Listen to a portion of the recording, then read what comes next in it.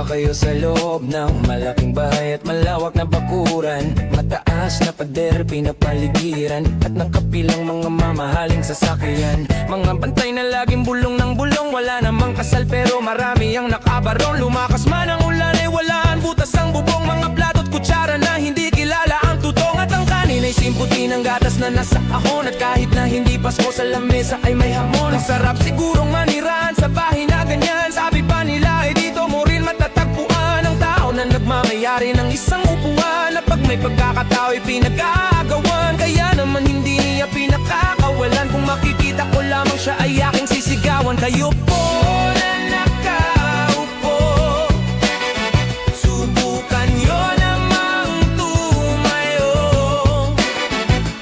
at baka matanaw ninyo ang tunay na kalagayan ko. Mawalang galang na po sa taong nakaupo. Alam nyo bang pantakal ng bigas namin ay di puno? Ang dingding ng bahay namin ay pinagtagpit at pinyero. Sa gabi ay sobrang init na tumutunaw ng yelo, na di kayang bilhin upang ilagay sa inumin.